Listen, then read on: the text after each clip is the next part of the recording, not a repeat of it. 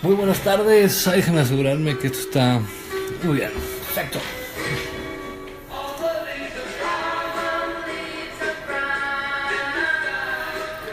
Muy buenas tardes, de nuevo. Estaba asegurándome que efectivamente estemos grabando. Bienvenidos a la nueva cápsula de Cerebralmente. Yo soy el doctor Carlos Novo, neurocientífico clínico. Y hoy, para terminar el tema de la maternidad, vamos a escuchar The Mamas and the Papas. Muy bien. Me acuerdo mucho de mi madre con esto. Madre, un beso, madre, un beso. Muy bien, vamos a continuar con este proceso de qué demonios pasa en los cerebros que están involucrados en el parto. Mamá e hijo, o hija. Vamos a decirles hija porque es neutro. Decíamos la vez pasada que durante el embarazo todo el proceso hormonal, desde hormonas de estrés como catecolaminas, cortisol, etcétera, como todas las hormonas principalmente sexuales, progesterona, estradiol, en la mujer son uno necesarios para que se dé el embarazo, pero que también son necesarios para que el desarrollo como tal de la nueva persona se dé adecuadamente, y que también el proceso de la misma mujer sea saludable, porque dentro de lo que cabe el embarazo es un proceso de estrés crónico. Entonces ya decíamos que la mujer pierde alrededor del 5% de su masa cerebral en ese proceso, y que si todo va hacia buen fin, en los primeros 6 meses después del parto se debe de recuperar esa función, aunque hay algunas cosas que perduran hasta 2 años, no solamente a nivel cerebral sino a nivel de todo el cuerpo, y por eso se recomienda que los embarazos en ese tiempo como tal de 2 años de separación, para que se pueda recuperar bien el cuerpo de la mujer. Entonces me voy a enfocar especialmente en la hora del parto, ¿no? En qué cosas son importantes en ese momento del parto, qué hormonas juegan principalmente un papel en, digamos, efectos que están alrededor del parto, tanto en la mujer, tanto en la mamá, como en su hijo, y también a largo plazo, porque tiene un impacto a largo plazo. Entonces comenzaremos diciendo primero que el parto, por alguna razón, en los últimos 20 años ha cambiado mucho la cultura y hemos intentado evitar el parto. En general, como sociedad, no solamente son las mujeres ni los ginecólogos, sin embargo, son los dos principales, digamos, causantes del proceso. Entonces, intenten decirle no a cualquier tipo de cesárea o cualquier tipo de parto inducido si no es necesario. Solamente si es totalmente necesario. Y vamos a ver por qué. Es importantísimo el proceso del parto, esas 12 horas o inclusive hasta 24 en las primigestas, ¿no? Las que primeramente han tenido apenas un embarazo y un parto, y después se hace mucho más leve, 6, 12 horas, 4 horas. Pero esos episodios de unas cuantas horas son increíblemente valiosos para el cerebro, tanto de la mujer como del hijo, ¿no? O del hijo neutro, no sabemos si es hombre o mujer, ¿no? Más bien hombre o mujer. Ese proceso viene básicamente por una hormona en específico, no es la única, pero es una en específico que se llama oxitocina. Y también hablamos la vez pasada de eso, que el proceso de oxitocina, bueno, la producción de oxitocina va aumentando en las últimas etapas del embarazo, igual que la prolactina, que es lo que hace que sea posible, el parto. La oxitocina es la hormona que genera que comience el parto.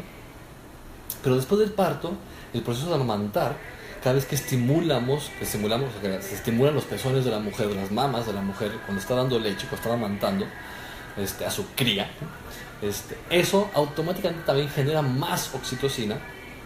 Y la oxitocina tiene muchas funciones, pero especialmente en el ser humano se hace que sea mucho más fácil y mucho más fuerte las conexiones y las relaciones sociales que tenemos. Y eso es muy importante, claro está, que la relación de la madre con sus hijos sea adecuada, especialmente en los primeros meses, en donde el infante depende totalmente de alguien más. Y la oxitocina va especialmente a afectar partes del cerebro, decíamos el lobo temporal mesial, que está encargado de toda la parte de producción de emociones y captura de información, memoria, especialmente a corto y mediano plazo. Y después el lóbulo frontal, que decíamos es lo que nos permite tener esa capacidad de atención, de poder enfocarnos, de poder estar motivados. La parte orbitofrontal, justo arriba de nuestros ojos, que está íntimamente unida a nuestro comportamiento social. Y esto es un comportamiento social sumamente importante. Entonces la oxitocina especialmente va a afectar un giro que se llama giro fusiforme, que está en la parte temporal, en la parte del vientre, en la parte de abajo, y que se dedica, a detectar caras, gestos, ¿no? Si estamos enojados, si estamos tristes, si estamos asustados. La capacidad de poder decir alguien está asustado y yo sentirme algo asustado o algo triste con esa persona, esa empatía, ¿no? Que es automática, es innata en el 90% de los humanos. Empieza por un proceso visual, cuando entra la cara, ¿no? Corteza visual, entra por los ojos, se va visual posterior y después tiene varias vías de irse a la parte visual, pero una de ellas es la ventral, para poder captar la emoción que está en la amígdala. Digamos que la amígdala es el centro emocional y la oxitocina hace que la amígdala de hecho cambie un poco su función. Una, que se active más una parte del núcleo amigdalino para estar más atenta, que la mujer esté más atenta a cuestiones peligrosas con su hijo, ¿no? Pero al mismo tiempo está muy motivada y empieza a regenerarse todo el hipocampo, que es donde más se perdieron neuronas durante el embarazo, ahí la falta de memoria, y la parte frontal, que es la atención. Esto empieza a mejorar muchísimo en los primeros meses, siempre y cuando tengamos un proceso saludable. Saludable me refiero a una buena dieta, ¿no? Tanto de micronutrientes como de macronutrientes. No voy a meterme en qué podemos tomar para tener un mejor parto y un mejor, como tal, proceso de amamantar, pero les puedo decir 3 cosas. Omega 3 a altas dosis significan más de 1 gramo al día. Vitamina D, decíamos, el complejo B, decíamos durante todo el embarazo es totalmente necesario, el ácido fólico es parte de ese complejo B. Y vitamina D. Puede haber otras muchas cosas que pueden ser benéficas, pero solamente voy a dar esa triada que se ha visto que es bastante eficaz para tener un buen embarazo y un buen parto. Es importantísimo que se dé un parto, porque esa oxitocina va a hacer que el proceso como tal cerebral y después todo el proceso hormonal, que de ahí surge, acuérdense, sea el más adecuado para la mujer y que nos evite esos procesos y problemas en las semanas subsecuentes, especialmente después de la segunda o tercera semana, cuando empiezan a venir posiblemente ciertos datos y síntomas de una depresión postparto.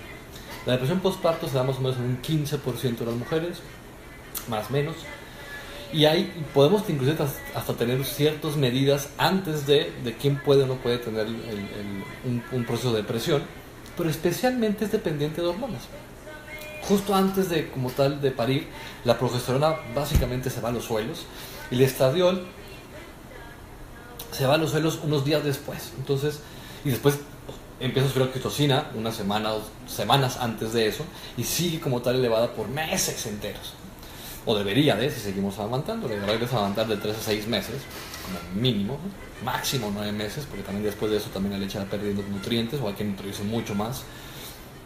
Entonces es muy importante como tal que ese proceso de oxitocina que empieza semanas antes del parto, pero que tiene un pico importantísimo en el parto y que es esencial para que todos los circuitos sociales se regresen a la mujer de una manera muy específica para cuidar a su hijo, hije, y para que el hije, que la cría, el nuevo ser humano, tenga como tal se impregne durante el parto de la oxitocina, y eso va a ayudarle a que el proceso como tal de maduración cerebral, que está directamente relacionado con cuestiones sociales, se dé adecuadamente. Hay una relación que es muy significativa entre problemas del neurodesarrollo, que ya vimos el mes pasado, y un parto no natural. Cualquier tipo de parto no natural, es decir, no fisiológico, es decir, ya sea que tengamos que poner más oxitocina, eso tampoco es bueno, ¿no? Estoy diciendo cosas que no son necesarias. Cuando es necesario y punto, se acabó. Pero para eso hay guías. Desgraciadamente no somos muy buenos siguiendo guías en este país, y menos en esta ciudad, en cuestión de partos. Entonces, es bueno como tal tener información de que el parto es necesario. El proceso hormonal que sucede justo antes, semanas antes, durante el parto y meses después, durante el proceso de amamantamiento, es totalmente necesario para que el cerebro de nuestros hijos sea más saludable, y después todo el proceso metabólico y hormonal, cardiovascular, tiene un impacto impresionante que nos parece que a veces parece como mentira, que estamos intentando exagerar para que lo hagan, ¿no? No, es una realidad, ¿no?